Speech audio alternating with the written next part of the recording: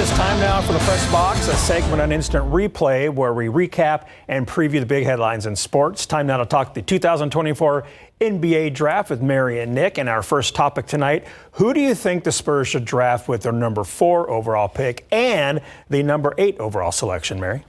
Well, I have two guys in mind. Okay. Of course, both point guards, both guards. Reed Sheppard from Kentucky and Stephon Castle from UConn. Stephon Castle in particular is a really exciting player, and if he were to fall to the Spurs, it'd be awesome. He's 6'6", a proven perimeter defender, also a great passer. Could be really interesting. Nick? I got another point guard, but I'm going with the all the way down in Kentucky. I'm liking Rom Dillingham. He's filling that point guard position because of the way he can also facilitate his ability to not only find guys like Wemby, but he was averaging about 15 points a game. Guy who knows how to play in big-time systems. I want him at that number 4 pick. Then with that 8th pick, I'm going all the way out to the Pac-12. Colorado. He's a good guard. I could see him maybe playing a 3 position. Cody Williams, he's got great quality of size. He's got a lot of skill. He plays with toughness and wants to get his guys involved. I like him at the 8th pick. All right, I'm going to go two guys, Reed Sheppard, and I'm going to go Dalton Neck because both of those guys can shoot the ball. Yeah. Our next question, should the Spurs trade one or both of their first-round draft picks and get a veteran player to play alongside Wemby, and if so, who? Okay, I mean, it's the offseason, right? We just spitball, we just say things. It's all speculation. Imagine Paul George in a Spurs uniform. He's a two-way player. He's incredible. Mary. I might have deep dived too far in some of the free agent availability, but if the Spurs can somehow, there's rumors saying that they're a free agent destination and people are willing to take less money. I'm curious to play see with if Wemby, right? Yeah. I'm curious to see if it'll happen. That'll be an interesting matchup. I know people in Philly are going to be a little bit annoyed by that because they want to see him matched up with Embiid, but I'm going to probably say that we should go ahead and get anybody out there. This is not what the Spurs like to do. They like to build. It's whether or not through the draft, whether or not it's picking up and maybe a couple of young pieces here and there. I think you got 2 picks right now.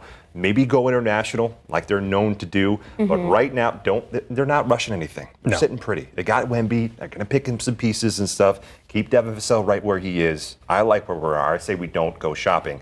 I think Trae Young's going to be way too expensive when it comes to trying to get somebody out there. What do you think?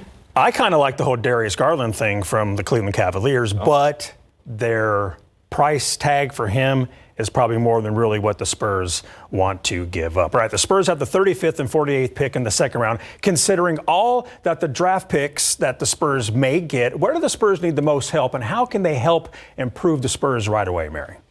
The point guard position, it's pretty obvious, right? I mean, they need help facilitating, getting the ball to Wemby, making plays, good perimeter defense to help out beyond the paint. I mean, there's, I don't think really any question about that one, right?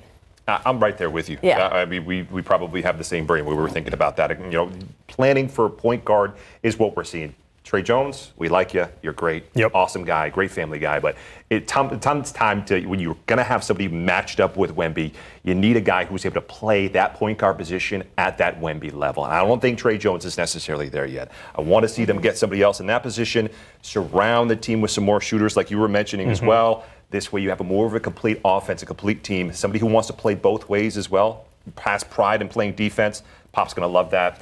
I say that's going to be exciting to see. It's going to be awesome to see how this NBA draft shakes out. Mary, thank you very much. Interesting. Nick, thank you very much. The 2024 NBA draft is next week. The first round is Wednesday from the Barclays Center in Brooklyn. It's live here on KSAT 12. The second round will go down on Thursday from the ESPN Seaport District Studios in Manhattan.